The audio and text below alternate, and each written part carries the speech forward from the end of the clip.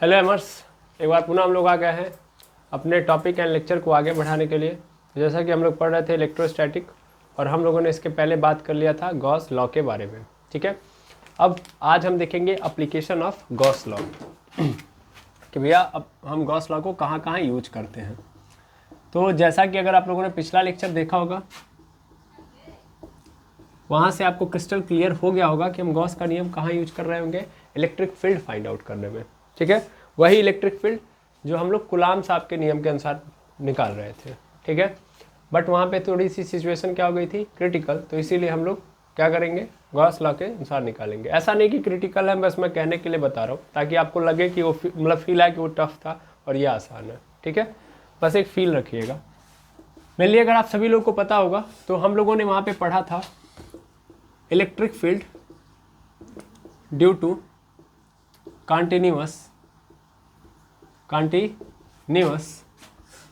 Charge distribution, शायद आपको याद हो, है ना।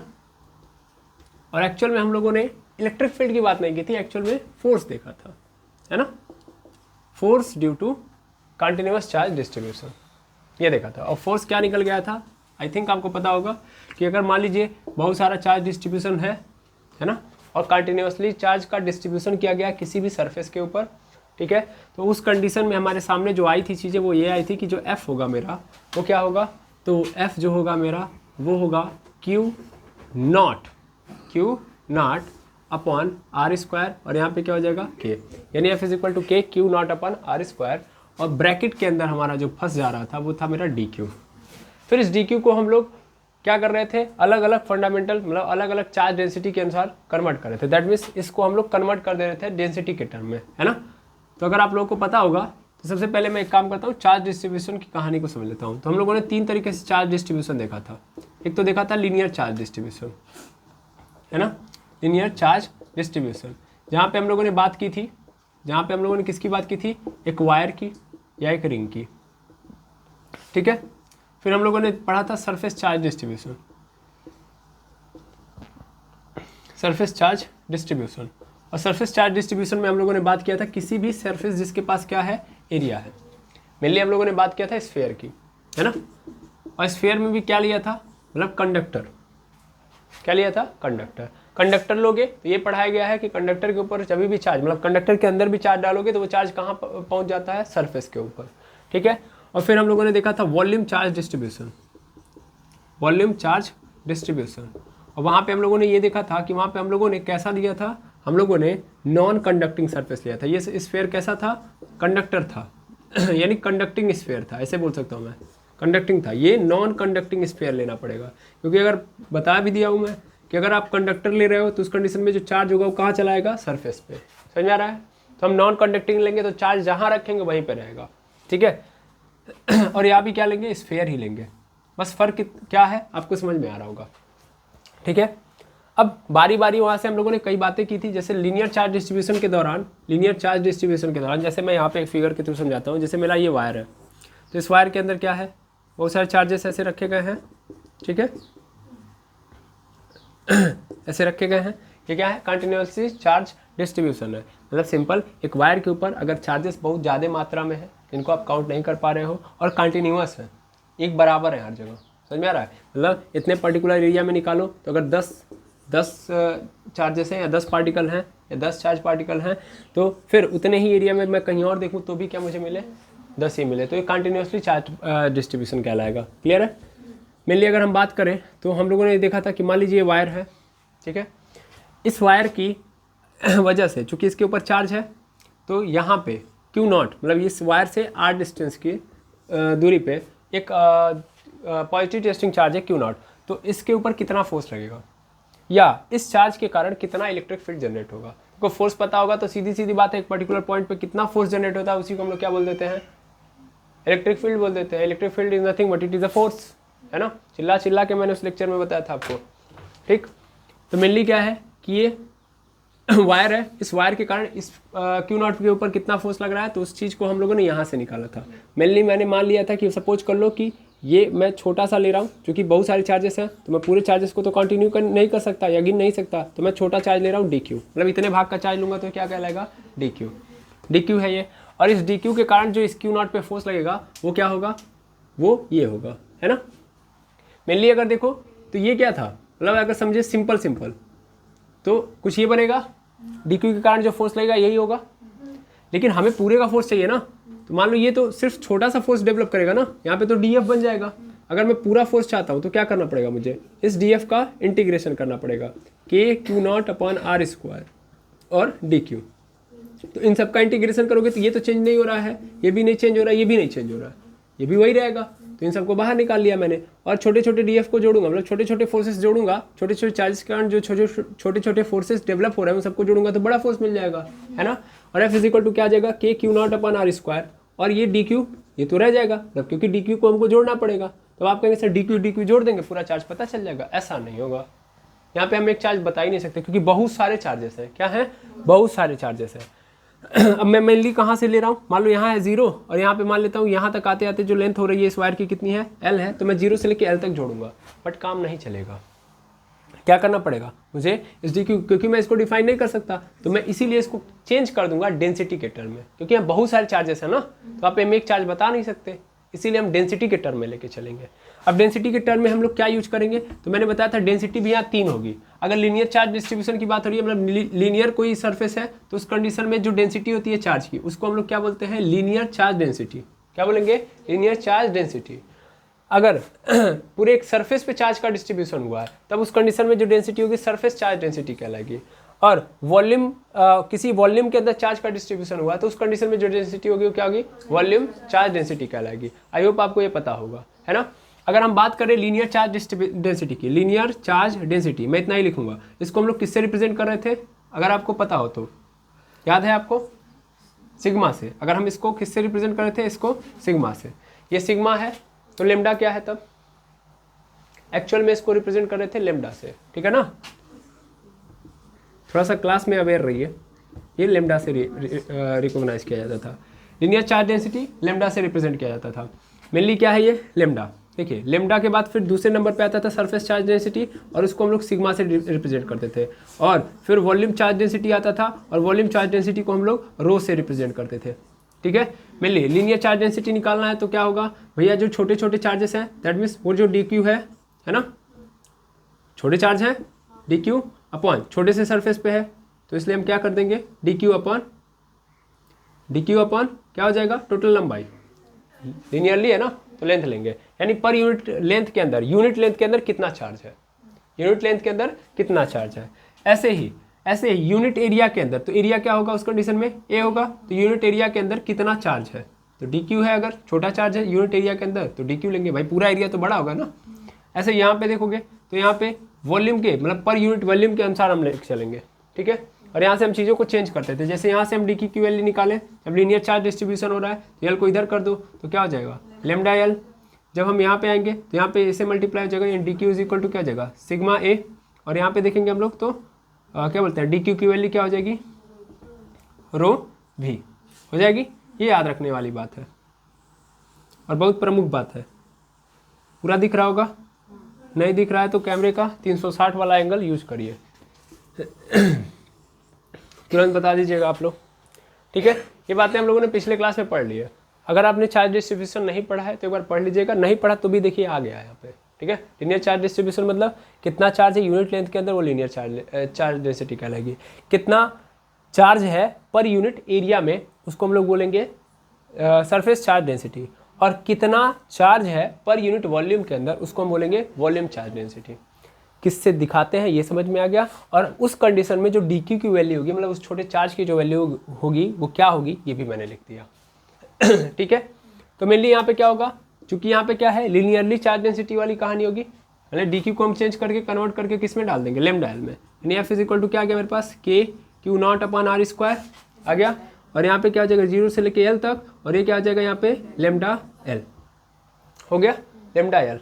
अब ये यहीं पे फंस जाएगा, यहीं पे हम लोगों ने छोड़ दिया था। अच्छा यह पता है तो हम क्या निकाल सकते हैं, इस पर्टिकुलर पॉइंट पे जहाँ पे क्यू नॉट है इलेक्ट्रिक फील्ड बता सकते हैं, बिल्कुल। एफ पता है तो हम क्या करेंगे, E is equal to F upon Q naught, yes और no, F upon Q naught, तो ई इज इक्वल टू, मतलब इस पर्टिकुलर पॉइंट पे जहाँ पे क्यू नॉट खड़ा है, बैठ के देख रहा है, तो यहाँ पे कितना इनके कारण इलेक्ट्रिक फील्ड जनरेट होगा अगर हम पता करना चाहें तो एफ की वैल्यू रखेंगे। एफ की वैल्यू कितनी आई है भैया, के क्यू नॉट और आर स्क्वायर, 0 से लेके एल तक, साफ साफ लिखते हैं A is equal to K Q not upon R square, 0 से लेके एल तक, लेमडा एल। अब पूरे के नीचे क्या कर देंगे, क्यू नॉट से क्यू नॉट खत्म, क्या आ गया मेरे पास, ई इज इक्वल टू के अपॉन आर स्क्वायर और यहाँ पे 0 से लेके एल, लेमडा एल। आया कि नहीं आया, लेकिन ये फंसा रह गया ना अभी।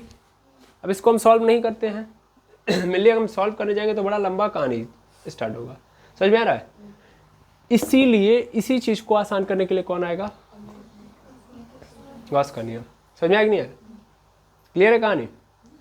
हम लोग ये पूरा पढ़ चुके हैं, हम लोगों ने ये पूरी कहानी देखी है। इस कहानी का जो सारांश मतलब रिजल्ट निकल के आया था, ये निकल के आया था।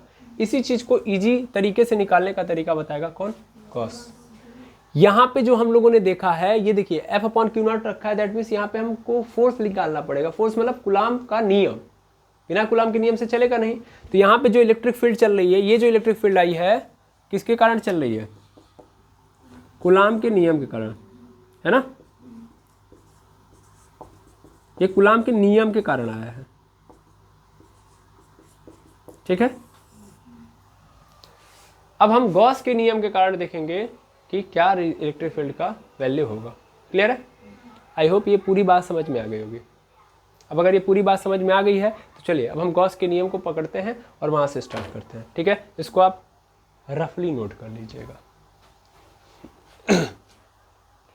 चलिए अब एप्लीकेशन देखेंगे। सबसे पहला देखेंगे हम लोग, देखिए वही इलेक्ट्रिक फील्ड की कहानी को समझेंगे। हम देखेंगे यहाँ पे फील्ड ड्यू टू infinitely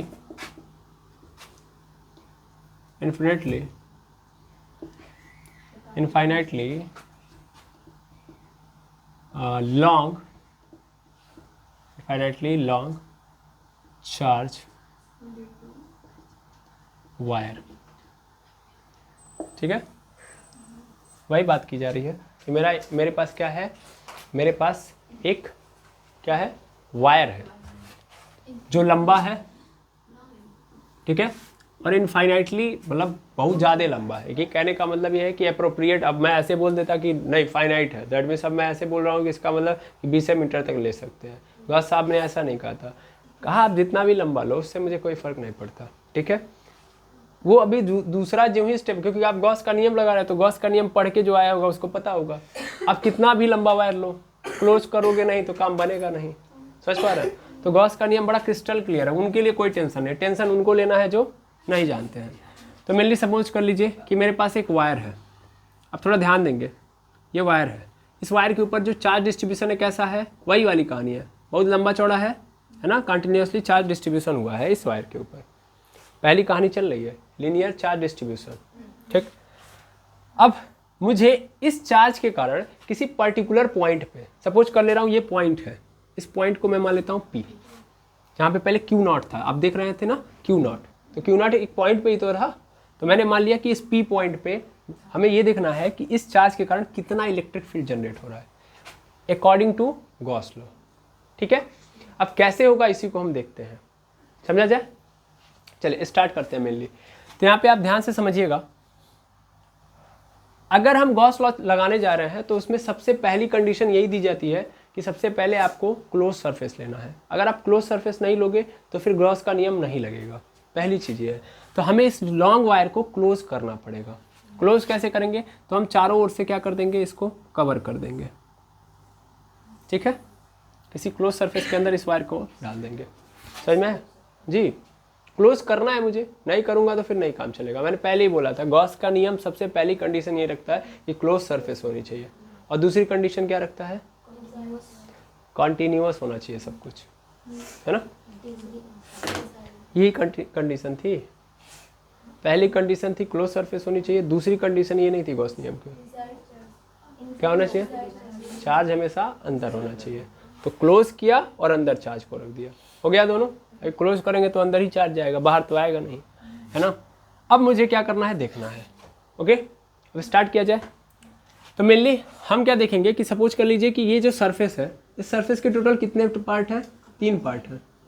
चलो पार्ट को वही छोड़ो, मेनली समझो, ये चार्ज है तो इस चार्ज से इलेक्ट्रिक फील्ड निकल रही होगी, किधर की ओर निकल रही होगी? बाहर की ओर, हाँ या ना? बाहर की ओर जा रही होगी इलेक्ट्रिक फील्ड। अच्छा, ये इलेक्ट्रिक फील्ड की डायरेक्शन है। अब मेनली गॉस का नियम आप जानते हो, गॉस का नियम क्या है? गॉस का नियम है कि phi is equal to Q upon epsilon nought, है ना?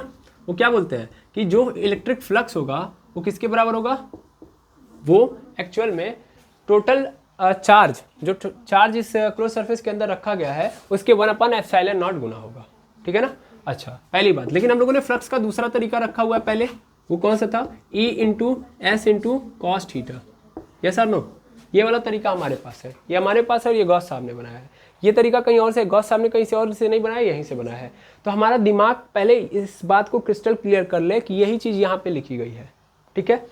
हम क्या करेंगे, सबसे पहले ये अप्लाई करेंगे। जब ये अप्लाई हो जाएगा तो हम कहेंगे कि भाई ये चीज़ कुछ और नहीं है, यही है। समझ में आ रहा है? तो हमको क्या करना है? हमको सबसे पहले ये अप्लाई करना है, यहाँ से फाई की वैल्यू निकालनी है, फिर इसको ले जाके इसके बराबर कर देना है, वहाँ से हमको सब मिल जाएगा, ठीक है? तो चलिए समझते हैं। सबसे पहले हमको पता है कि इलेक्ट्रिक फील्ड की डायरेक्शन किधर है? इधर की ओर है। अब मैं सरफेसेस की बात करूँ जिसके अंदर मैंने इसको ढक के रखा है, तो इसके सरफेस की बात करूँ तो इसके टोटल कितने सरफेस होंगे? अच्छा, सबसे पहले मैं इस वायर की लंबाई ले लेता हूँ। सपोज कर लेता हूँ कि इसकी टोटल कितनी लंबाई है? L लंबाई का वायर है, ठीक है ना? L लंबाई का वायर है। अब आप कहेंगे सर नहीं, यहाँ पे आपने लिखा है इनफाइनाइट। तो भाई मैंने बोला था ना, जितना भी लंबा लो तुम वही ले सकते हो, समझ में आ रहा है? जो कवर्ड हो, मतलब उतनी ही लंबाई लोगे। मान लो तुम पूरे को कवर कर ले रहे हो, तो कवर कर रहोगे तो पता चल रहा होगा ना कितनी लंबाई कवर की है, इसलिए, ठीक है? कुछ चेंज नहीं हो रहा है, बस थोड़े से प्रोसीजर को चेंज कर रहे हैं। वहाँ भी L लंबाई का वायर लिया था हम लोगों ने भी जस्ट कुछ देर पहले ही, अगर आपको थोड़ा सा याद हो तो, है ना? वही। अब देखिएगा, इलेक्ट्रिक फील्ड स्टार्ट होगी इस साइड, इस डायरेक्शन में। अब यहाँ से समझेंगे तो जैसा कि आप सभी लोगों को पता है कि इलेक्ट्रिक फील्ड या सीधा सीधा ये जो गॉस का नियम है वो डिस्टेंस पे काम नहीं करता है, मतलब कितनी दूरी पे रखा है कोई चीज़ वो उससे लेना देना नहीं है। मेनली अगर मैं इस पर्टिकुलर P पॉइंट को यहाँ पे रख लेता हूँ, ज़्यादा आपको मजा आएगा, ठीक है ना? इस पर्टिकुलर इस पॉइंट पे लेके चल रहा हूँ, ठीक है? इस पॉइंट पे मत रखिए, बस सीधा सीधा हम ये करते हैं कि यहीं पे रखते हैं, नहीं तो आप कंफ्यूज जाते होंगे। भाई दूर रखेंगे तभी तो आपको फील आएगा। मेनली यहाँ पे रख दिया, ठीक है? अब इलेक्ट्रिक फील्ड की डायरेक्शन किधर की ओर है? इधर की ओर है। अच्छा, अब मैं ये देखूंगा कि इसके द्वारा, मतलब चार्ज के द्वारा कितना फ्लक्स पैदा हो रहा है, पहले ये देखूंगा कितना फ्लक्स पैदा हो रहा है। तो मैं क्या करूँगा, ऐसे फ्लक्स निकालूंगा। अब फ्लक्स की डायरेक्शन, फ्लक्स निकालने के लिए मुझे दो चीज़ चाहिए, पहले तो ई की डायरेक्शन, दूसरा एस की डायरेक्शन। एस मतलब सरफेस की डायरेक्शन। तो ये सरफेस एक्चुअल में देखा जाए क्लोज सरफेस 3 पार्ट में डिवाइडेड है, एक तो टॉप वाला, बॉटम वाला और ये वाला, है ना? टॉप, बॉटम और ये। अगर हम टॉप की बात करें तो टॉप पे एरिया वेक्टर क्या होगा? टॉप के सरफेस एरिया, सरफेस का जो एरिया उसकी डायरेक्शन किधर की ओर होगी? ऊपर की ओर।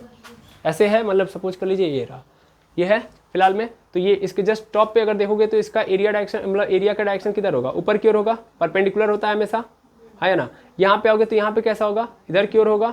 इधर से देखूँ तो इधर की ओर होगा, और नीचे वाले का नीचे की ओर होगा। हमेशा परपेंडिकुलर काम कर रहा होता है, बस वही काम यहाँ पे कराना है मुझे, ठीक है? तो मेनली इसका इधर है, और यहाँ पे इस डायरेक्शन में क्या है? इस डायरेक्शन में बताइए, इस डायरेक्शन में सरफेस मतलब जो है उसकी, उसका जो मतलब यूनिट वेक्टर है वो कितना है? मतलब उसकी भी डायरेक्शन सेम है। अभी एस लेते हैं, डी एस नहीं लेते हैं। यहाँ पे आओ, ई की डायरेक्शन किधर है? इधर की ओर है, और एस की डायरेक्शन किधर की ओर है? ऊपर की ओर। ये बताओ, इस सरफेस पे कोई इलेक्ट्रिक फील्ड जनरेट होगा? कोई इलेक्ट्रिक फ्लक्स पैदा होगा? कभी नहीं। जब भी इलेक्ट्रिक फील्ड और सरफेस एरिया का जो डायरेक्शन है अगर 90 डिग्री पे आ जाता है तो दैट मीन्स कहानी खत्म। ऐसे ही नीचे वाले में भी होगा, ये इधर की ओर और सरफेस एरिया की डायरेक्शन इधर की ओर, कोई एंगल कितना? 90। फ्लक्स यहाँ पे क्या होगा? 0। यहाँ भी फ्लक्स क्या होगा? 0। ये बातें तो आपने कल ही क्लियर कर ली होंगी, ठीक है? केवल और केवल यहाँ पे सामने बन रहा है, हाँ या ना? सामने तो बन रहा है ना? चलिए अच्छी बात है।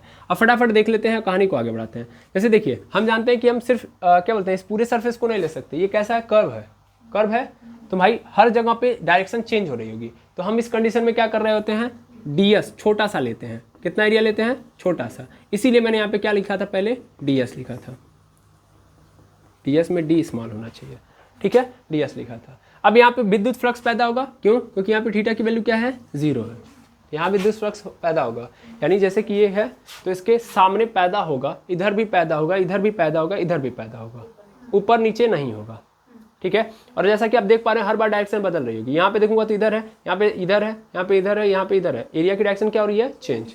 समझ में आ रहा है। लेकिन ई की डायरेक्शन फिक्स है, ये ऑलवेज किधर है, इधर की ओर है, समझ में आ रहा है। तो उस अनुसार काम करना है हमको, इसलिए हम छोटे एरिया पे काम करेंगे पहले, फिर बाद में क्या कर लेंगे, एरिया को बड़ा कर लेंगे, काम खत्म। इसमें कोई दुविधा है नहीं है। ये मेनली क्या है, आपने लॉन्ग वायर को डाला होगा तो किस में डाला होगा, ये एक प्रकार का सिलेंडर है कि नहीं है, पहले ये बताइए, सिलेंडर टाइप में है कि नहीं है, ये सिलेंडर ही तो है, सिलेंडर के अंदर ही तो वायर रखा होगा। अब फटाफट निकाला जाए, तो यहाँ पे फटाफट निकालने का मतलब, यहाँ से हम लोग देख रहे हैं छोटे एरिया पे हम क्या निकालना है, विद्युत फ्लक्स, तो इसका मतलब हमको जो विद्युत फ्लक्स मिलेगा वो भी क्या मिलेगा, छोटा ही मिलेगा, क्योंकि अभी पूरे एरिया पे तो निकाल नहीं रहा हूँ मैं। तो यहाँ पे D phi is equal to क्या हो जाएगा, E into D S cos zero. Cos zero का मतलब कहानी खत्म है ना, मेनली यहाँ पे अगर हम रखें कॉस जीरो तो कॉस जीरो की कहानी खत्म, हटा दो यार, इसको वेक्टर लगाने की जरूरत है ही नहीं यहाँ पे। तो यहाँ पे क्या हो जाएगा, ई इंटू डी एस हो जाएगा, मेनली ई इंटू डी एस है। अगर हम क्या करते हैं यहाँ से इंटीग्रेशन करते हैं, अभी पी यू को बाद में देखेंगे हम लोग, ठीक है, इंटीग्रेशन कर देते हैं, ई इंटू डी एस इंटीग्रेशन कर दो, ठीक है। तो क्या मिल जाएगा मुझे, यहाँ से तो फाई मिल जाएगा और यहाँ पे मुझे मिल जाएगा ई इंटू डी एस का इंटीग्रेशन, है ना, फाई इंटू यहाँ पे क्या हो जाएगा एस, ई इंटू क्या आ गया एस। तो फाई इज इक्वल टू क्या आ चुका है हमारे पास, ई इंटू एस। एस क्या है, it is a surface area, it is a surface area. 2 minute रुक जाएंगे, जहाज जा रहा है, चलिए ठीक। अब हमको सरफेस एरिया निकालना है, तो मेनली ये सिलेंडर है, तो सिलेंडर का सरफेस एरिया क्या होता है, 2 पाई आर एच, याद होगा आपको, है ना, पढ़ा होगा आप लोगों ने, नहीं पढ़ा है तो भी याद रखिएगा। सिलेंडर यानी बेलन, बेलन का जो वक्र पृष्ठीय क्षेत्रफल होता है, इसको हम लोग क्या बोलते हैं, वक्र पृष्ठीय क्षेत्रफल। जितना हाथ रखेंगे, ऐसे घुमा रहे हैं तो एक बार में हाथ रखने जितना एरिया हाथ में आ जा रहा है वो क्या है, वक्र पृष्ठीय क्षेत्रफल। और वक्र पृष्ठीय क्षेत्रफल यानी क्या है, कर्व सरफेस एरिया जो होता है वो कितना होता है, 2 पाई आर एच होता है ना। हमारे पास एच नहीं है अफसोस, उसकी जगह पे क्या है, एल है, तो हम इसकी जगह पे क्या डाल देंगे, 2 पाई आर एल। तो यहाँ पे क्या डाल देंगे, 2 पाई आर एल, हो गया 2 पाई आर एल। तो फाई इज इक्वल टू क्या मिल गया हमको, ई इंटू 2 पाई आर एल मिल गया, फाई की वैल्यू ये हो गई। लेकिन गॉस साहब ने क्या बोला था, गॉस साहब ने बोला था कि फाई जो होगा ये जितना चार्ज है इस पूरे कर्व सरफेस के अंदर या क्लोज सरफेस के अंदर, मैं तब से कर्व बोल रहा हूँ, तो कर्व का मतलब क्लोज समझिएगा, तो इस क्लोज सरफेस के अंदर जितना भी चार्ज है उसका 1/ε0 गुना होता है फाई। यानी ये जो तुम निकाले हो ये एक्चुअल में क्या है, ये बराबर होगा, ध्यान देना, ये फाई की वैल्यू यहाँ से निकाल सकता हूँ, यहाँ पे इसको इक्वेशन नंबर 1 डाल दो, थोड़ा सा मतलब अच्छा दिखे इसके लिए, यहाँ पे लिखो put the value of phi from equation 1, ठीक है। अब कितना भी अच्छा दिखाऊं, राइटिंग नहीं सही होगी तो कुछ भी नहीं हो सकता। फाई की वैल्यू वहाँ से रख दो, तो यहाँ पे क्या हो जाएगा, Q/ε0 हो जाएगा, मतलब कह रहा है कि ये जो होगा पूरा का पूरा वैल्यू ये इसी के बराबर होगा। तो E इंटू क्या आ गया, 2 पाई आर एल आ गया। अब मेनली थोड़ा ध्यान से सुनिएगा, क्या सुनेंगे, ध्यान से समझिए आप। तो ये जो चार्ज है क्या हम निकाल सकते हैं, चार्ज कंटिन्यूसली डिस्ट्रीब्यूटेड चार्ज है। तो जब ऐसी कंडीशन में जब हम गिन नहीं सकते तो उस समय हम क्या यूज करते हैं, डेंसिटी का टर्म यूज करते हैं। यानी हम इस Q के जगह पे क्या लेके आएंगे, डेंसिटी लेके आएंगे, समझ में आ रहा है।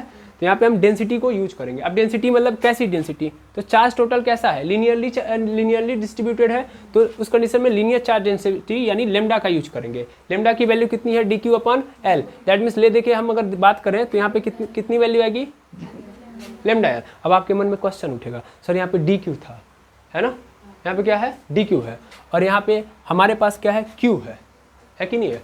तो बात तो वही लिखी गई है। यहाँ पे जब तुम लिख रहे थे ना तो एक्चुअल में हम बोल रहे थे यूनिट लेंथ, क्या बोल रहे थे, यूनिट लेंथ। अब लिख दे रहा हूँ नहीं तो एक्सेप्शन हो जाएगा, यूनिट लेंथ, ये यूनिट लेंथ की बात की थी। जब पूरे लेंथ की बात करोगे, पूरे लेंथ में बात करोगे तो टोटल चार्जेस जो होंगे वो Q के जैसे होंगे ना। ये Q है क्या, ये है नेट चार्ज, ये एक्चुअल में कुछ और नहीं है, इसका भी मैंने डेफिनेशन लिखवाया था। ये क्या है, नेट चार्ज। तो नेट चार्ज जब मैं निकालूंगा तो पूरा L लंबाई में फैला हुआ है कि नहीं फैला हुआ है। तो अगर मैं Q लूंगा तो टेंशन नहीं लीजिएगा, वो एक्चुअल में यूनिट लेंथ था। जब हम पूरा लेंथ लेंगे तो वहाँ पे पूरे Q के जगह पे ही तो टोटल चार्ज बताएगा। पूरी लंबाई के अंदर जो चार्ज है उसी के जगह पे तो नेट, उसी को हम बोलेंगे नेट चार्ज। और नेट चार्ज टोटल L लंबाई में फैला हुआ है, इसलिए हम लोग यहाँ पे DQ के जगह पे Q लिख के Q के जगह पे लेमडा L लिख देंगे, ठीक है। अब यहाँ पे आते हैं हम लोग। अब यहाँ पे Q के जगह पे हम ये बात लिख देंगे कि भैया Q क्या है, लेमडा L है, लिख दीजिएगा। चूँकि Q is equal to lambda L. So यहाँ पे देखेंगे Q की वैल्यू यहाँ पे पुट कर दीजिए, Q की जगह पे लेमडा एल हो जाएगा अपॉन पूरे के नीचे epsilon nought is equal to, इधर आइएगा, E इंटू 2πr हो गया। एल से एल खत्म हो सकता है, हाँ या ना, खत्म हो जाएगा। और यहाँ पे क्या बचेगा हमारे पास, तो E इज इक्वल टू यहाँ से आ जाएगा lambda upon 2πr epsilon naught आ गया। यहाँ पे थोड़ा सा मैं लिख दे रहा हूँ, E is equal to lambda upon 2πr epsilon nought. ठीक है, एक सेकंड के लिए पॉज कर लीजिए। तो मेनली आपके सामने ये पूरा आ गया, कुछ अचानक से प्रॉब्लम क्रिएट हो गई तो इस कारण रोकना पड़ा अचानक से बिना बताए। तो is equal to lambda 2πr epsilon nought ये आ गया आपके सामने। अब आर आप समझ सकते हैं, आर क्या होगा, डिस्टेंस होगा इस प्लेन शीट से। अब आप कोई भी पॉइंट ले लो, ठीक है ना, उस प्लेन शीट से मतलब यहाँ से लेके यहाँ तक जो डिस्टेंस होगी वो मैं मान लूँगा क्या है, आर है, तो उस आर की वैल्यू रख दूंगा, उस हिसाब से मैं क्या निकालूंगा, उस पर्टिकुलर पॉइंट पे इलेक्ट्रिक फील्ड निकाल दूंगा। और देखो कितना सिंपल आ गया ना, यस और नो आ गया। Lambda is equal to lambda upon 2πr epsilon nought आया। तो इस तरीके से हम लोग यहाँ पे निकाल लेंगे इस ऐसे, ठीक है। राइटिंग पे मत जाइएगा, स्टेप्स पकड़िएगा, अपने आप काम चल जाएगा, ठीक है। आई होप ये पूरा क्लियर हो गया होगा। इसको आप मिटा दीजिए, मतलब नोट कर लीजिए, मैं मिटा दूँ।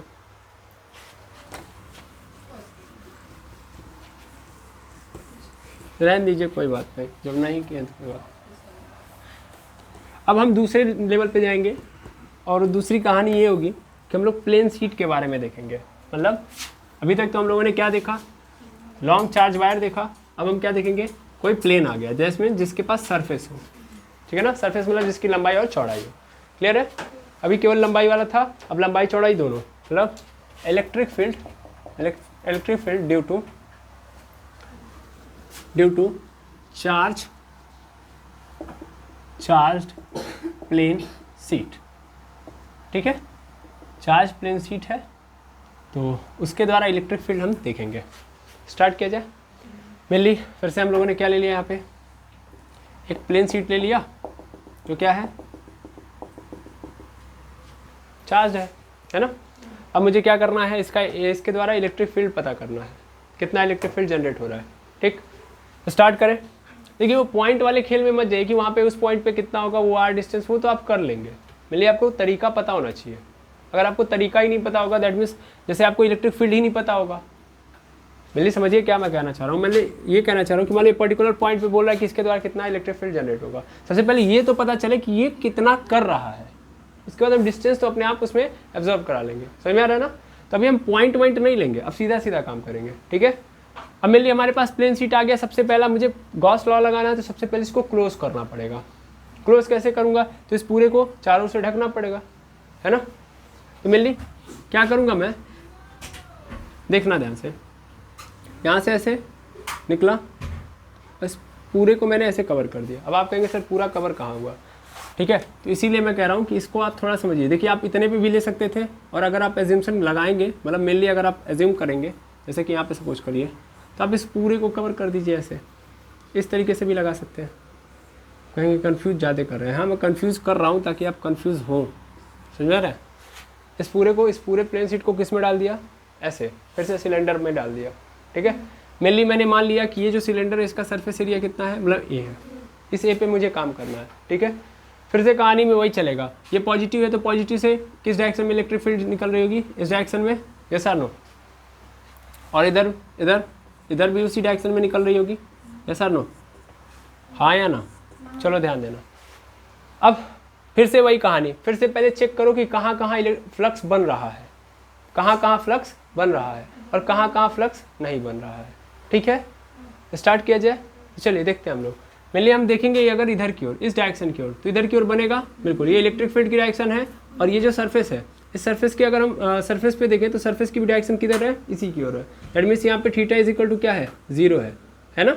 यहाँ पे एस और ई के बीच में जो एंगल है वो कितना है, 0 है। अच्छा यहाँ पे देखें, यहाँ पे तो यहाँ पे सरफेस की डायरेक्शन किधर की ओर है, ऊपर की ओर है ना। यहाँ पे सरफेस की डायरेक्शन भाई ऐसे कोई है, मेनली ऐसे है समझ में आ रहा है? तो डायरेक्शन किधर की ओर होगी? ऊपर की ओर होगी कि नहीं होगी? तो मेनली वही कहानी यहाँ पे बन रही है। यहाँ पे सरफेस की डायरेक्शन किधर है? ऊपर की ओर, और इलेक्ट्रिक फील्ड की डायरेक्शन इधर की ओर। तो यहाँ पे फ्लक्स ऊपर की ओर उत्पन्न होगा। यहाँ पे थीटा क्या हो गया? 90, और 90 का मतलब फ्लक्स क्या हो गया? 0। यहाँ पे फ्लक्स पैदा होगा। ऐसे ही फ्लक्स इस साइड भी होगा, प्लेन शीट के इस साइड भी होगा। क्या? जैसे देखो, अगर देखा जाए तो इधर होगा कि नहीं होगा? Yes or no? ठीक, तो इस साइड भी होगा, ध्यान देना, इस साइड भी होगा। और इस साइड कितना होगा देखना ध्यान से। तो इधर भी हमारा ई इंटू एस होगा। क्यों? क्योंकि देखो इधर ई की डायरेक्शन किधर की ओर है? इधर की ओर। क्लियर है?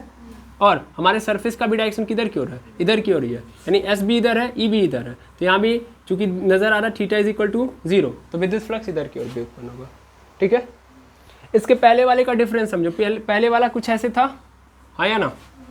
अब हो क्या रहा था? ऊपर की ओर नहीं पैदा हो रहा था, नीचे की ओर नहीं पैदा हो रहा था, बस चारों ओर पैदा हो रहा था। अब आपके मन में एक क्वेश्चन उठेगा, सर हम लोगों ने यहाँ पे लिया था, ये पॉजिटिवली चार्ज बॉडी थी, हम लोगों ने इधर की ओर देखा था, इधर की ओर तो देखा ही नहीं। तो यार हमने उसी को तो क्या किया था? गोल गोल घुमा दिया था। क्या वो अलग था? नहीं। जब हम टॉप बॉटम लेते तब ना अलग होता, तब चीज़ें अलग होती। ये कुछ और है, ये कुछ और है। क्या ये एक कंटिन्यूअस है? मतलब सॉरी, ये और ये कंटिन्यूअस है? नहीं, ये अलग है, ये अलग है सरफेस ना, जबकि ये तो एक ही सरफेस है ना, है ना? सरफेस चेंज हो रही है, इसीलिए हम उसको बोलते हैं वक्र पृष्ठीय क्षेत्रफल।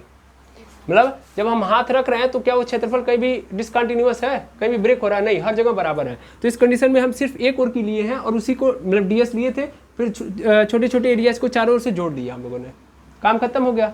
लेकिन यहाँ पे क्या है? अलग अलग है। ये एक अलग सरफेस है, ये एक अलग सरफेस है। तो ले दे के हमारे पास दो विद्युत फ्लक्स उत्पन्न हो रहा है। दैट मीन्स एक इस साइड का और एक इस साइड का, और दोनों पॉजिटिव है। सीधी बात तो ये कि दोनों पॉजिटिव है। तो अगर मैं यहाँ पे इलेक्ट्रिक फ्लक्स निकालूं तो इलेक्ट्रिक फ्लक्स कितना होगा? ध्यान देना। देखो ये कंफ्यूजिंग चीज़ें होती हैं, ठीक है? अगर हम नहीं समझेंगे तो फिर कंफ्यूजन क्रिएट होगा कि सर वहाँ पे हम लोगों ने नहीं निकाला, यहाँ पे हम दो का निकाल रहे हैं, है ना? वहाँ भी हम चाहते तो सर दोनों साइड निकाल सकते थे। तो अब ऐसा नहीं है कि अगर एक साइड अगर हमको मिल गया तो बस हम उसी को क्या करेंगे? इंटीग्रेट कर देंगे एक पर्टिकुलर पॉइंट पे और मिल जाएगा, हमारा कहानी खत्म। ठीक है? अब हम क्या करेंगे? हमको पता है कि ये पूरा का पूरा एरिया क्या एक ही है? नहीं ना, अलग। मतलब यहाँ पे क्या है? बहुत बड़ा एरिया है। हम छोटे पर्टिकुलर एरिया पे देखेंगे, जैसा नो। तो पर्टिकुलर एरिया पे देखोगे तो क्या होगा? जैसे यहाँ भी तो चेंज हो रहा है, ये देखो यहाँ भी तो चेंज हो रहा है। अरे भाई यहाँ पे अगर मैं देखूंगा तो डायरेक्शन ऐसी होगी, ऐसे पकड़ना इसको, यहाँ पे डायरेक्शन ऐसी होगी, समझ में आ रहा है? यहाँ पे डायरेक्शन ऐसी हो जाएगी, समझ में आ रहा है? दिख रहा है? चेंज हो रहा है भाई। आप देखिए, पहले एक पर्टिकुलर पोजीशन से डायरेक्शन चेंज हो रही है, भले ही अपवर्ड है। डायरेक्शन क्या हो रही है? इलेक्ट्रिक फील्ड की, सॉरी सरफेस एरिया की डायरेक्शन चेंज हो रही है। समझ में आ रहा है? इसीलिए हम लोग क्या लेंगे? छोटे एरियाज को लेंगे और छोटे एरियाज को पकड़ते हुए आगे बढ़ जाएंगे। ठीक है? क्लियर है? तो मेनली हम क्या लेंगे? छोटा सा एरिया लेंगे। छोटा एरिया लेंगे तो यहाँ पे जो फाई उत्पन्न होगा इस साइड, इसको φ1 ले लेते हैं हम। तो इधर φ1 जो उत्पन्न होगा वो कितना होगा? वो E इंटू डी एस होगा। तो ये भी क्या हो जाएगा? सीधा सीधा अगर देखा जाए, या डायरेक्ट हम लोग एरिया ले लेते हैं, आपको कन्फ्यूजन ना हो, हम कह देते हैं कि भैया हर जगह एरिया बराबर है, क्योंकि चेंज नहीं हो रहा है। क्योंकि अगर मैंने चेंज कर दिया तो आपके मन में कन्फ्यूजन उत्पन्न होना तय है। तो मैंने डायरेक्ट ले लिया कि भाई पूरा ले दे के एक ही है, ये है, चेंज नहीं हो रहा है। भूल जाइए मैंने जो बोला, चेंज नहीं हो रहा है। कहाँ चेंज हो रहा है बताइए? हर जगह बराबर है। ऊपर तो है, कहीं भी थोड़ा बहुत मूव हुआ नहीं, तो हर जगह क्या है? बराबर है। तो φ1 is equal to E into A, क्योंकि थीटा 0। इधर भी सेम कहानी है, यहाँ भी कहाँ चेंज हो रहा है? हर जगह तो बराबर है। तो φ2 इज इक्वल टू क्या मिल गया? ई ए। टोटल कितना उत्पन्न हो रहा है? टोटल उत्पन्न हो रहा है φ1 प्लस φ2, हाँ या ना? अब फाई की वैल्यू निकालेंगे तो क्या आ जाएगा? φ1 plus φ2, that means E into A plus E into A. कितने लोगों को लग रहा है कि सर एक प्लस में रहेगा एक माइनस में रहेगा? असंभव है, क्योंकि it is a scalar quantity. इसके लिए इससे कोई फर्क नहीं पड़ता। समझ में आ रहा है? तो जोड़ देंगे तो फाई की वैल्यू कितनी आ गई? 2EA। सीधा सीधा लेके चला जाए, फाई की वैल्यू मिल गई। तो फिर से क्या करेंगे? Phi is equal to Q upon E nought था, इसको इक्वेशन नंबर 1 माना था, है ना? अभी जस्ट माना तो है। Put the value of phi in from equation 1। In कहाँ से? हाँ सर, इन भी कर सकते हैं, ऐसी बात नहीं है। इन इक्वेशन करते हैं, चलिए आज इन कर देते हैं। इन इक्वेशन 1, ठीक है? इन इक्वेशन 1 मतलब फाई की वैल्यू हम इक्वेशन 1 में रख रहे हैं। तो फाई की वैल्यू यहाँ पे क्या आई है? 2EA अपॉन कुछ नहीं है sir, Q upon epsilon nought.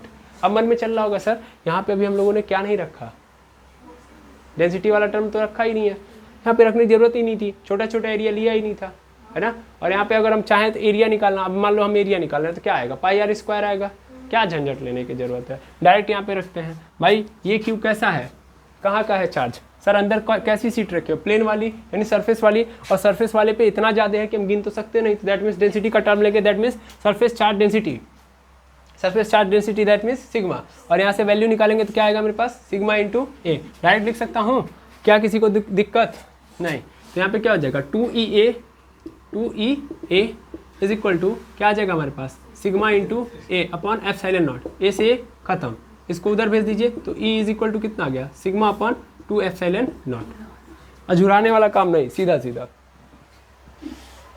ठीक है, आ गया, कोई दिक्कत। तो एक प्लेन शीट के द्वारा कितना इलेक्ट्रिक फील्ड जनरेट होगा, आ गया कि नहीं आ गया, कोई इंटीग्रेशन करने की जरूरत है नहीं, डायरेक्ट आंसर, ठीक है। गॉस साहब ने कहा कि कोई अजुराने वाला काम नहीं, सीधा सीधा आंसर। आई होप ये वाला भी समझ में आ गया होगा आपको, ठीक है। अब एक और इम्पॉर्टेंट फिनोमिना देखेंगे जहाँ पे हम एक स्फीयर देखेंगे, ठीक है। चलिए सबसे पहले आप इसको नोट करिए। चलिए अब हमारे सामने आ गया है electric field due to uniformly charge thin spherical shell. हम क्या ले रहे हैं, एक कंडक्टिंग स्फेरिकल सेल ले रहे हैं, ठीक है। सीधा मतलब समझ पा रहे होंगे, सेल मतलब क्या होता है, what is the means of shell. देखिए सेल जब बोलूँगा मैं तो इसका मतलब खोखला हो गया, ठीक है ना, स्फेरिकल सेल, तो सेल का मतलब यहाँ पे खोखला गोला, ठीक है। और सिर्फ स्फेयर बोलूँगा तो यहाँ से क्या समझ लेंगे, एक मिनट रुक जाइएगा, कट मत करिए, रहने दीजिए, कोई बात नहीं, अब फोन है इबे करेगा वो। स्फेयर बोल दिया तो इसका मतलब आप समझ लीजिएगा सॉलिड की बात कर रहा है वो, ठीक है। तो स्फेरिकल सेल मतलब खोखला गोला, सिर्फ स्फेयर बोला तो मतलब समझ लीजिएगा सॉलिड की बात कर रहा है, ठीक है। अब अगर हम बात करें इसके आगे की, ठीक है, तो जैसे हमारे पास एक खोखला गोला है, मेनली सपोज कर ले रहा हूँ मैं कि एक खोखला गोला है, यहाँ पे बना रहा हूँ मैं, और इस खोखले गोले के ऊपर क्या रखा गया है, इस खोखले गोले के ऊपर चार्जेस ऐसे भरे पड़े हैं, ठीक है, क्या है, भरे पड़े हैं। अब जब भरे पड़े हैं दैट मीन्स ऊपर ही रहेंगे, अंदर तो कुछ है नहीं कि रहेगा, खाली है, तो ये सरफेस के ऊपर चार्ज ऐसे डिस्ट्रीब्यूटेड है, क्या लिखा था, यूनिफॉर्मली चार्ज्ड, तो यूनिफॉर्मली चार्ज है, ये चारों से बराबर चार्ज है, ऐसा नहीं कि यहाँ पे ज़्यादा है, यहाँ पे कम है, यहाँ पे बहुत ज़्यादा है, ठीक है ना, यूनिफॉर्म है, हर जगह चार्ज बराबर है, और कहाँ रहेंगे, सरफेस पे। अब कई लोगों ने ये पढ़ा होगा, नहीं पढ़ा है तो फिर ध्यान से देखते हैं। मेरे पास बड़ी प्रॉब्लम ये आ रही है कि मैं हाल के जितने भी लेक्चर ले रहा हूँ उसमें मुझे लग रहा है कि मैं सब पढ़ा चुका हूँ, तो एक प्रॉब्लम क्रिएट हो जा रही है कि मैं क्लास में ही बोल दे रहा हूँ कि एक्चुअल में मैं पढ़ा चुका हूँ, और सही बात है मैं पढ़ा चुका हूँ, कहीं ना कहीं किसी न किसी द्वारा किसी चैप्टर के अंदर ये बातें पढ़ा चुका हूँ।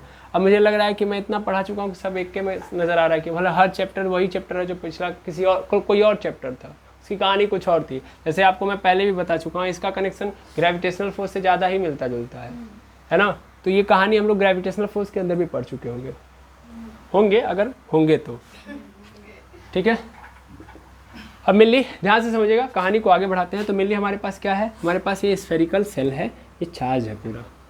हमें क्या करना है, हमें एक काम करना है, हमें एक पॉइंट लेना है P, ठीक है, जो पहले कहाँ रहेगा, बाहर, इस स्फेरिकल सेल से बाहर। तब हम देखेंगे कि इस P पॉइंट पे कितना इलेक्ट्रिक फील्ड जनरेट हो रहा है। फिर इस P पॉइंट को उठा के इस सरफेस पे डाल देंगे, फिर देखेंगे इस पे कितना इलेक्ट्रिक फील्ड जनरेट हो रहा है, फिर इसको उठा के अंदर डाल देंगे, फिर देखेंगे कितना जनरेट हो रहा है। समझ में आ रहा है?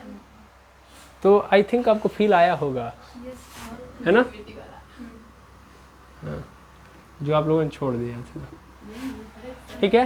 तो ये P पॉइंट पहले मैं आउटसाइड रखूँगा, फिर सरफेस पे, फिर इनसाइड। क्लियर है? चलिए अब स्टार्ट करते हैं हम लोग। तो ध्यान से समझिएगा, ये मान लीजिए कोई भी सेल है तो इसका क्या होगा, सेंटर होगा। अब सेंटर से मान लीजिए सपोज करिए कि ये पॉइंट कहाँ पे है, मतलब पहले सेंटर है, सर्कल है, तो इसका रेडियस होगा, रेडियस मान लेता हूँ कैपिटल R है, और इस पर्टिकुलर P पॉइंट का जो डिस्टेंस है वो कितना है, स्मॉल r है, ठीक है। इस कंडीशन में जो R है इस कैपिटल R से क्या है, बड़ा है। समझ में आ रहा है? तो हमको इलेक्ट्रिक फील्ड निकालना है, लेकिन कैसा, आउटसाइड वाला। R is greater than R, that means point lie outside the surface. ठीक है, सरफेस के आउटसाइड है, आर ग्रेटर देन आर का मतलब आउटसाइड की कहानी हो रही है। इतना ही याद रख लेंगे तो भी है आउटसाइड। ठीक है, बस। अब इलेक्ट्रिक फील्ड देखें, गॉस का थ्योरम लगाना है तो गॉस का थ्योरम ऐसे थोड़ी ना लग जाएगा, इस सेल को सबसे पहले ढकना पड़ेगा, है ना, दैट मीन्स इसको बंद करना पड़ेगा। तो इसलिए हम लोग क्या लेंगे, गॉसियन सरफेस लेंगे। इधर से अच्छा एक माइंड में आपके बात आनी चाहिए, जो अभी जस्ट हम लोग ले रहे थे, शायद मैंने अभी नहीं बताया होगा। जैसे हम लोग अभी वायर लिए, कवर कर दिया था ना, ऐसे सिलेंडर के थ्रू, है ना, सिलेंडर के थ्रू कवर कर दिया। फिर प्लेट लिया, प्लेट को भी कवर कर दिया, है ना, ऐसे कवर कर दिया। तो जो कवर कर रहे हो ना, और कवर करने के बाद ये सरफेस है ना, इस सरफेस को हम लोग क्या बोलते हैं, गॉसियन सरफेस बोलते हैं। ये भी क्या है, गॉसियन सरफेस। और ये जो आप सेल को कवर कर रहे हैं ये भी क्या है, गॉसियन सरफेस। गॉस का प्रमेय तभी लगेगा जब चार्ज हमारा किसी क्लोज सरफेस के अंदर जाएगा। तो मैंने कवर कर दिया और मैं इसको पहले ही बोल दे रहा हूँ, भैया ये गॉसियन सरफेस है। ठीक है, ज़्यादा दिमाग नहीं दौड़ाऊंगा मैं, और आप भी मत दौड़ाइए, ये गॉसियन सरफेस है। क्यों, ताकि गॉस का नियम अप्लाई हो पाए यहाँ पे। चलो और फटाफट काम आगे बढ़ाते हैं। मेनली हमको पता है कि यहाँ से लेके यहाँ तक आर है, अब मुझे क्या निकालना है, इलेक्ट्रिक फील्ड निकालना है। तो सबसे पहले मैं इस डायरेक्शन में देखूँ तो सीधी सीधी बात है, ये जो स्फीयर होता है, कौन, ये जो स्फीयर होता है मेनली, तो स्फीयर एक्चुअल में कैसा बिहेव कर रहा होता है। जैसे मान लो, अच्छा स्फीयर के ऊपर जब चार्ज है तो इलेक्ट्रिक फील्ड की डायरेक्शन किधर होती है, हमेशा स्फीयर के सरफेस के परपेंडिकुलर होती है। और सबसे अच्छी बात कि जो एरिया होगा उस एरिया की डायरेक्शन भी क्या होगी, सरफेस के परपेंडिकुलर। यानी यहाँ पे दोनों मैच खा जाते हैं कि इलेक्ट्रिक फील्ड की डायरेक्शन सरफेस के परपेंडिकुलर, वैसे ही एरिया का जो वेक्टर है, मतलब एरिया का जो डायरेक्शन वो भी सरफेस के परपेंडिकुलर। तो जैसे मान लो, सपोज कर लो ये क्या है, इलेक्ट्रिक फील्ड की डायरेक्शन है, इधर से इलेक्ट्रिक फील्ड की डायरेक्शन इधर है, तो सरफेस की डायरेक्शन किधर होगी, इधर की ओर होगी। समझ आया कि नहीं आया, हमेशा ऐसे चल रहा होगा। क्लियर है, ये हम लोगों ने पढ़ा भी है। प्लस चार्जेस है तो इलेक्ट्रिक फील्ड बाहर की ओर भागती है और हमेशा सरफेस के परपेंडिकुलर जा रही होती है इलेक्ट्रिक फील्ड। ठीक है, तो मेनली सपोज कर लो मुझे पता है कि हर जगह पे चेंजेस आ रहे हैं। अच्छा, इस बार तो दोनों चेंज हो रहा है, इलेक्ट्रिक फील्ड की डायरेक्शन भी चेंज हो रही है और सरफेस की भी डायरेक्शन चेंज हो रही है। तो इस बार जो है हम चाहें तो छोटा छोटा ले, तो छोटा छोटा हमको दोनों लेना पड़ेगा। इलेक्ट्रिक फील्ड कहाँ से छोटा होगा, इलेक्ट्रिक फील्ड तो हर जगह सेम रहेगा ना, बस डायरेक्शन चेंज हो रही है, बाकी चीज़ें चेंज नहीं हो रही है। इलेक्ट्रिक फील्ड की जो मैग्नीट्यूड है वो चेंज नहीं हो रहा है, डायरेक्शन चेंज हो रही है। तो सबसे पहले हम छोटा सरफेस लेते हैं। सपोज कर लो यहाँ पे एक छोटा सा सरफेस ले लेते हैं, बस जस्ट फॉर क्या बोलते हैं उसको, एडवांस लेवल की परफॉर्मेंस के लिए। ठीक है, तो मैंने छोटा सरफेस ले लिया, मान लेता हूँ कि ds है, ds की भी डायरेक्शन इधर ही होगी और e की भी डायरेक्शन किधर होगी, इधर की ओर होगी। वैसे तो हर जगह डायरेक्शन सेम ही होगी। ठीक है, तो मैं छोटे के द्वारा मतलब छोटे के द्वारा जो फ्लक्स पैदा होता हुआ देखूंगा वो d5 होगा और वो e इंटू ds हो जाएगा और कैसा हो जाएगा, cos 0। ठीक है, सीधा सीधा मतलब है। पहले तो ये समझ लो कि मैं ऐसे लिखूंगा e इंटू ds, वेक्टर के फॉर्म में लिखते हैं। फिर यहाँ पे d5 इज इक्वल टू क्या हो जाता है, e इंटू ds cos 0 हो जाएगा। अब देखना ध्यान से, चूँकि सीधा सीधा पता है कि d5 करने मतलब d5 मतलब इसको हम इंटीग्रेट कर देंगे तो 5 हो जाएगा। अब इतना तो समझ गए होंगे, ds को भी इंटीग्रेट कर दूंगा तो क्या आ जाएगा, ऐसे आ जाएगा। और cos 0 की वैल्यू क्या आ जाएगी, 1। That means 5 is equal to क्या आ जाएगा, e इंटू एस। इसमें कोई दुविधा नहीं है कि नहीं। अब मेनली क्या होता है कि ये जो 5 is equal to e into S है, ये एक्चुअल में किसके बराबर होता है, किसके बराबर होता है, गॉस साहब ने क्या बोला था, गॉस साहब ने बोला था कि जो विद्युत फ्लक्स होता है वो एक्चुअल में किसके बराबर होता है, उस क्लोज सरफेस के अंदर रखे हुए चार्ज के, टोटल चार्ज के 1/ε0 गुना होता है। तो दैट मीन्स हमको पता है कि 5 इज इक्वल टू क्या होता है, Q/ε0, है ना। फिर से वही लिखेंगे, put the value of phi in equation 1, इसको इक्वेशन नंबर 1 मान लो। ठीक है, यहाँ पे ला के रखो तो 5 इज इक्वल टू क्या आ जाएगा, e into S is equal to Q/ε0 होगा कि नहीं होगा। Q की वैल्यू यहाँ से रख सकते हो। अच्छा, सबसे पहली बात s की वैल्यू रखो, Q की वैल्यू रखने की जरूरत नहीं है, सबसे पहले s की वैल्यू रखो। तो s की वैल्यू रखोगे तो क्या आएगा, s की वैल्यू क्या होगी, सीधा सीधा स्फीयर का जो सरफेस एरिया कितना होता है, 4πr², इतना तो जानते हो, 4πr² is equal to Q/ε0 होगा, 4πr² होता है। देखिएगा यहाँ से फिर इसको इसके नीचे भेज देंगे तो e इज इक्वल टू क्या आ जाएगा, Q/4πr², 4πr²ε0। समझ में आ रहा है, यहाँ पे क्या आ जाएगा, ε0 आ गया, ये आ गया, यस और नो, ये आ गया 4 pi R square epsilon not. अब यहाँ पे देखना थोड़ा सा मैं चेंज करूँगा, तो क्या मैं इसको लिख सकता हूँ 1/4 पाई एप्सिलॉन नॉट, और इधर लिख सकता हूँ into Q upon R square. ये आएगा, आया ना। और ये एक्चुअल में क्या है, तो ये आप लोगों ने कभी देखा अपने जीवन में, आया ना। आप लोगों ने इलेक्ट्रिक फील्ड की वैल्यू देखी है, इलेक्ट्रिक फील्ड की वैल्यू यही होती है, मतलब एक पॉइंट चार्ज है, सपोज करिए एक पॉइंट चार्ज है Q, अगर इससे r दूरी पे कोई पॉइंट P है, तो इस पर्टिकुलर Q चार्ज के द्वारा इस पर्टिकुलर P पॉइंट पे जितना इलेक्ट्रिक फील्ड जनरेट होगा वो इतना ही होगा। कितना होगा? इतना ही होगा, हाँ या ना। यहाँ पे जितनी इलेक्ट्रिक फील्ड जनरेट होगी वो किसके बराबर होगी? इतने के बराबर होगी, हाँ या ना। इसका मतलब ये हो रहा है, इसका मतलब ये जो टोटल चार्जेस हैं वो एक पॉइंट चार्ज के रूप में काम कर रहे हैं। जो टोटल चार्जेस हैं वो ऐसे एज्यूम कर रहे हैं कि मैं हूँ Q, है ना, और मैं कहाँ पे हूँ? सेंटर पे हूँ, क्योंकि मैं सेंटर से दूरी ले रहा हूँ, तो मैं कहाँ पे हूँ? सेंटर पे हूँ। दैट मीन्स ये जो टोटल चार्जेस हैं यहाँ पे किस तरीके से एक्ट कर रहे हैं? एक पॉइंट चार्ज के रूप में। दैट मीन्स जब हमारा पॉइंट एक ऐसे यूनिफॉर्मली चार्ज थीन स्फेरिकल सेल के द्वारा अगर देखा जाए किसी पर्टिकुलर पॉइंट पे इलेक्ट्रिक फील्ड, तो वो उतना ही होगा जैसे एक क्या पॉइंट चार्ज ऐसे बिहेव कर रहा हो, जैसे पॉइंट चार्ज के द्वारा एक पॉइंट पे उत्पन्न होता है इलेक्ट्रिक फील्ड, उसी के बराबर होगा। और यहाँ पे ये जो टोटल चार्जेस हैं वो ये बिहेव कर रहे हैं कि हम कहाँ पे हैं? सेंटर में हैं।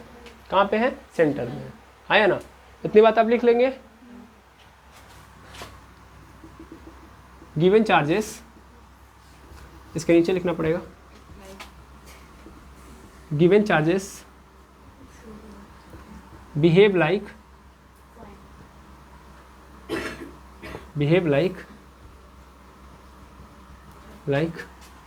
a point charge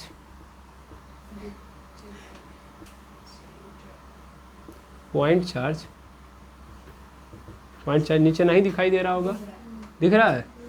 कैमरे की क्वालिटी बहुत तगड़ी है। पॉइंट चार्ज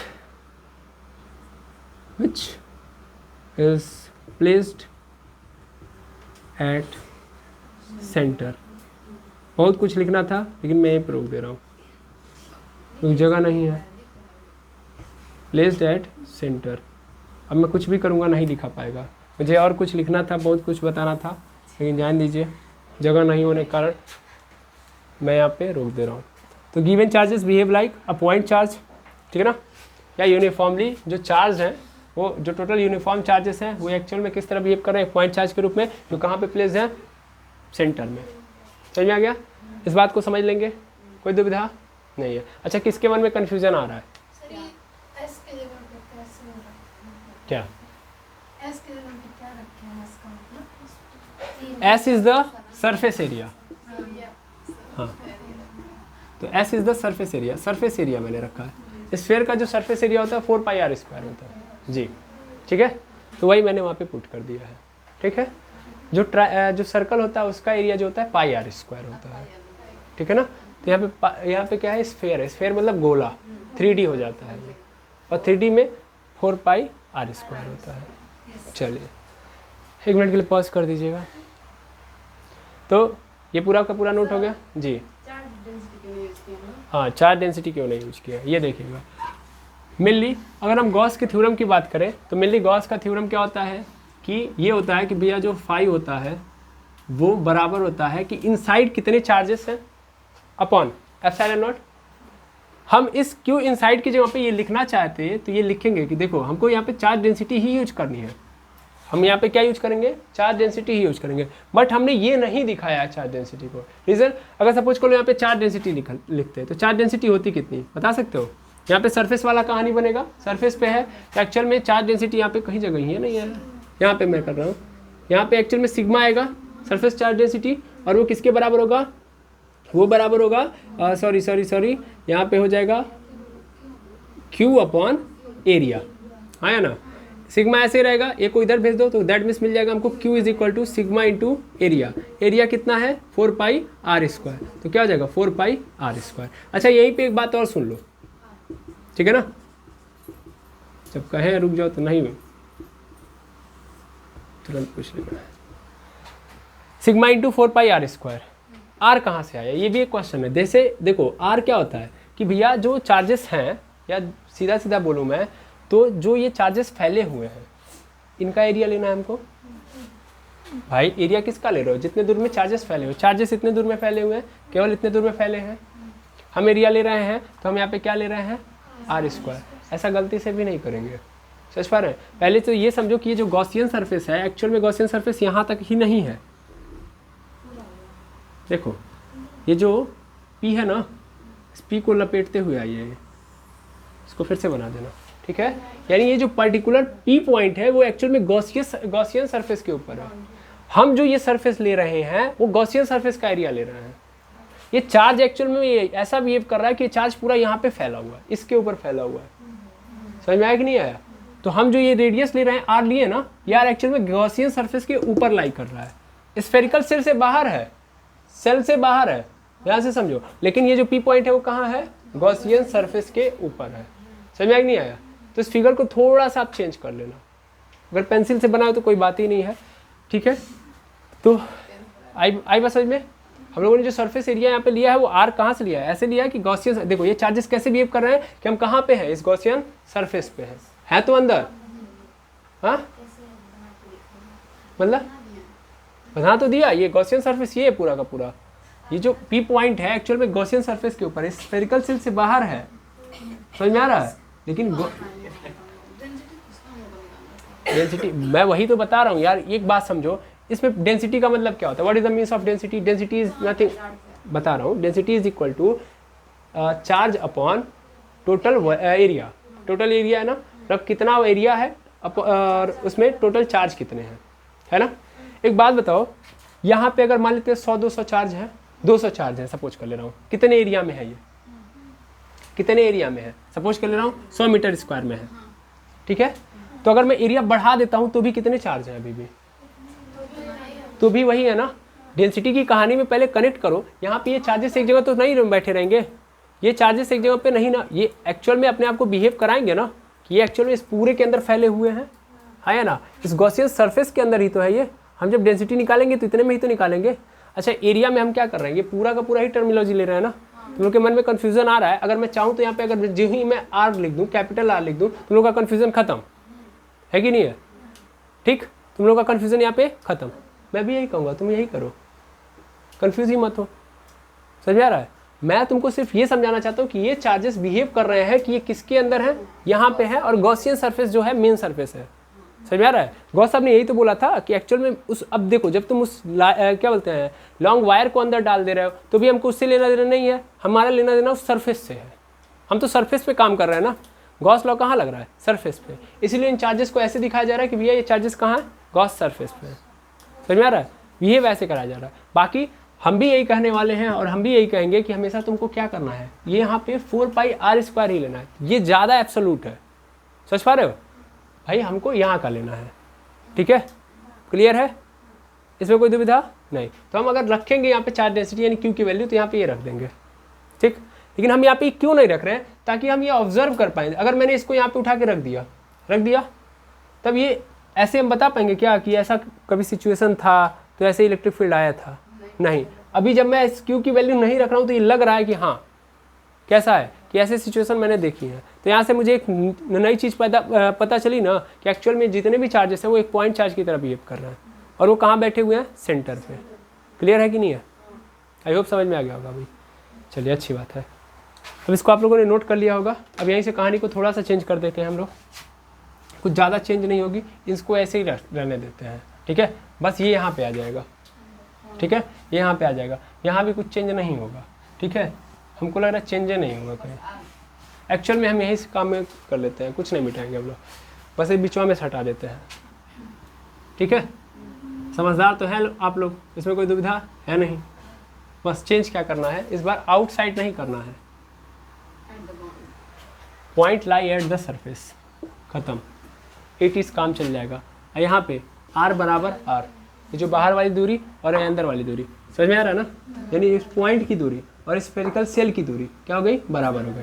समझ में आ रहा है ना? देखो स्मॉल r अब ले सकता हूँ मैं यहाँ पे। अब ये पॉइंट यहाँ पे नहीं है, अब ये पॉइंट कहाँ पे है? प्लस को हटा के यहाँ पे लिख दे रहा हूँ मैं, ठीक है? फिगर चेंज कर लीजिएगा। हाँ, मैं इसको हटा दे रहा हूँ, ठीक है? उस r को हटा के यहाँ पे कर दिया। क्लियर है? आई होप समझ में आ गया। मैं माफ़ी चाहूँगा, फिगर में बार बार चेंज करूँगा टाइम जाएगा, इसीलिए मैं ऐसा नहीं कर रहा हूँ। ठीक है, अब मैं यहाँ से फिर से कहानी बनाऊँ। दैट मीन्स यहाँ पे छोटे चार्ज के लिए मैं पुनः क्या निकालूँ, मतलब छोटे एरिया के लिए पुनः वही कहानी ऑब्जर्व करूँ, तो फिर से मेरे पास छोटा फ्लक्स आएगा, छोटे फ्लक्स से ये कहानी बनेगी, फिर बड़ा फ्लक्स मिल गया, फिर इसको उठा के कहाँ रख दूंगा, यहाँ पे डाल दूंगा। यहाँ पे डालने के बाद फिर से क्या मुझे मिलेगा, E into S is equal to Q upon epsilon nought, यहाँ पे E इंटू क्या हो जाएगा 4πr²। अभी भी तो हम यही लेंगे, हाँ या ना, लेकिन R इज इक्वल टू क्या हो चुका है R, तब वहाँ पे कैपिटल R लेंगे। क्या लेंगे, कैपिटल R। ठीक है, क्या ले लेंगे, कैपिटल R। कैपिटल R ले लिया, कैपिटल R ले लेंगे, बस चेंज क्या करना है, कैपिटल R। जहाँ स्मॉल r दिख रहा था वहाँ पे कैपिटल R, गेम खत्म। ठीक है, स्मॉल r किस में कन्वर्ट हो चुका है, कैपिटल में, तो इसलिए मैंने यहाँ पे कर लिया। क्लियर है। अब पुनः ये वही डेफिनेशन बन गया कि यहाँ भी क्या हो रहा है कि ये जो पूरा का पूरा चार्ज है जब सरफेस पे भी जा रहा हूँ तो भी वही कहानी क्रिएट कर रहा है कि जैसे पॉइंट चार्ज एक पर्टिकुलर पॉइंट पे क्या बोलते हैं इलेक्ट्रिक फील्ड जनरेट करता है, वैसे यहाँ भी हो रहा है। ठीक है, तो कोई चेंज यहाँ पे नहीं होगा। आई होप समझ में आ गया होगा। क्लियर है। अब अंदर चला जाए, अब इसके अंदर चला जाए, मतलब ये कह रहा हूँ मैं, इस पर्टिकुलर पी पॉइंट से अंदर जा रहा हूँ मैं, यहीं पे यहाँ भी ख़त्म कर देते हैं। ठीक है ना। थर्ड पॉइंट, इसको नोट कर लीजिएगा आप। थर्ड पे जाते हैं हम लोग। ये सेकेंड था, फर्स्ट वाले फर्स्ट डाल लीजिएगा। खेला चल रहा है फिजिक्स में, कुछ नहीं है, समझ रहे हैं, एकदम मजाक है, समझ लीजिए। अब क्या हो गया, अब इस बार कैपिटल आर बड़ा हो गया है स्मॉल आर से, समझ पा रहे हैं। अब हम कहाँ जा चुके हैं, अंदर। यहाँ पे हमने एक नया सर्कल ड्रॉ कर दिया। अब मेरा जो यहाँ पे पॉइंट है, मतलब पॉइंट कहाँ पे है, यहाँ पे आ चुका है। पॉइंट कहाँ पे आ चुका है, अंदर। बड़े अच्छे से देखना कितना आसान है, अभी 1 सेकंड के अंदर answer.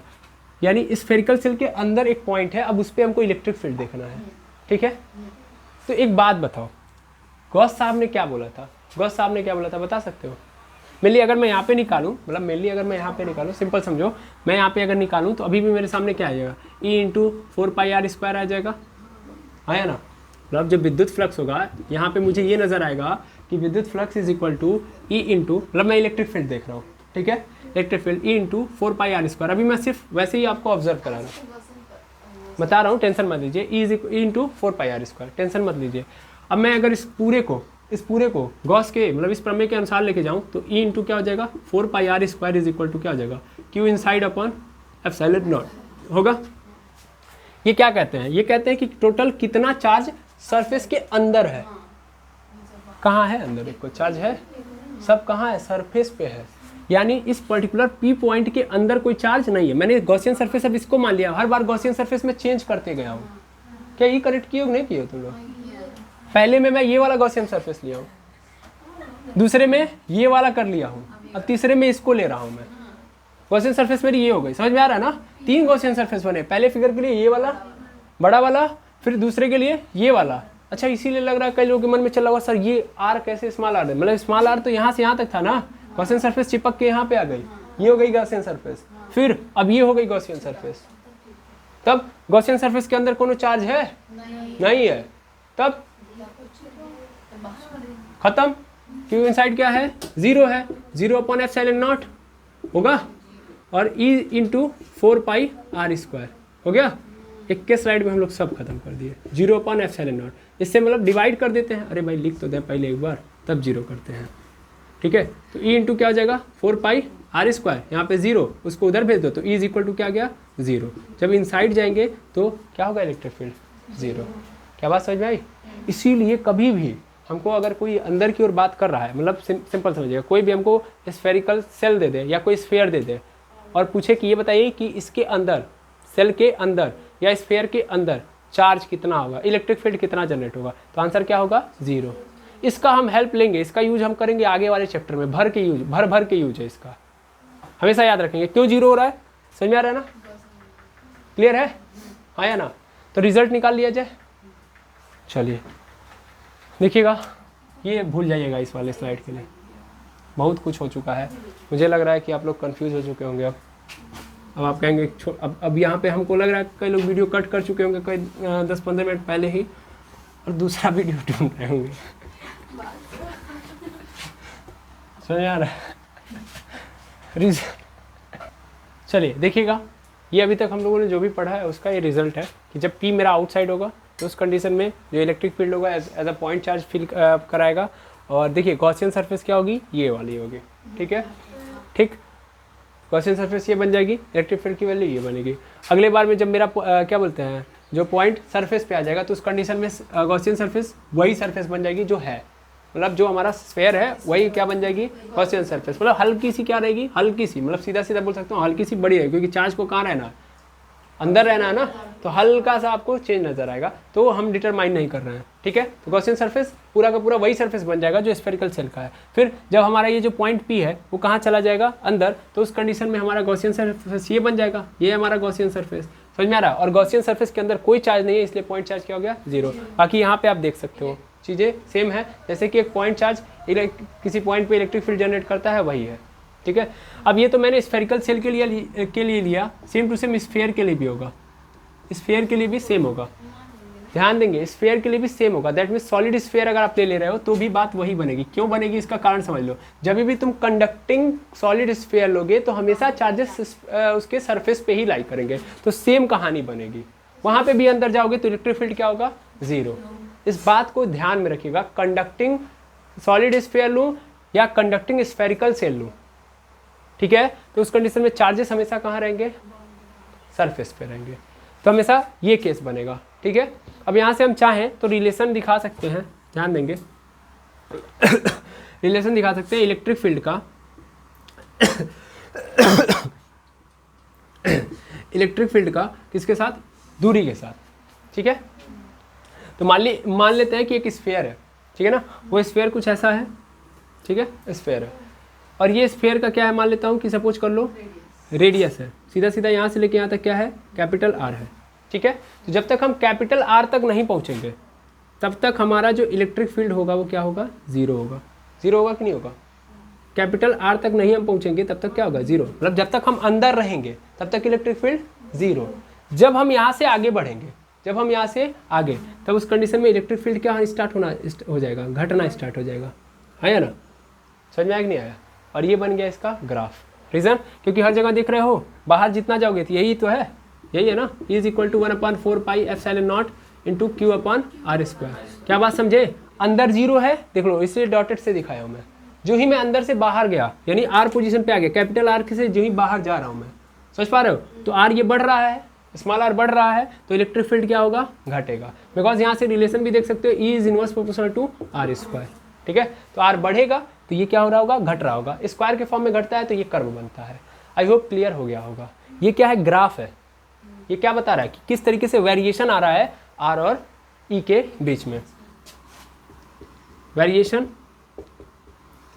Between E and R, sorry, variation in E with respect to R।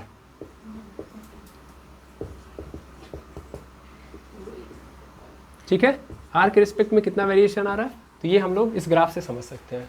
ये जो तीनों बातें थी यहाँ से मैंने ये समझा दी, वो भी बात समझा दी कि सॉलिड स्फीयर और स्फेरिकल सेल दोनों एक ही है, तो हम लोग को अलग से कुछ डेरिवेशन नहीं करना है, ठीक है। अब 2-3 पॉइंट और रह जाते हैं जिनको हम नेक्स्ट चैप्टर के अंदर कैपेसिटेंस के जब कैपेसिटर आएगा तो वहीं पे हम लोग डील कर लेंगे, इसलिए हम इस चैप्टर को यहाँ पे कंप्लीट मानते हैं, ठीक है। आई होप आपको ये पूरा चैप्टर समझ में आ गया होगा। हाँ देखिए, अभी न्यूमेरिकल के ऊपर नहीं काम कर रहा हूँ मैं, पहले चैप्टर खत्म करते हैं फिर न्यूमेरिकल पे काम करेंगे, ठीक है। तो आप क्या करिए, पहले कॉन्सेप्ट तगड़ा कर लीजिए, फिर हम लोग न्यूमेरिकल पे जाएंगे, ठीक है। इसी उम्मीद के साथ आज के लेक्चर को यहीं पे एड करता हूँ, मिलते हैं नेक्स्ट वीडियो के अंदर नए चैप्टर के साथ। Thank you very much एमर्स।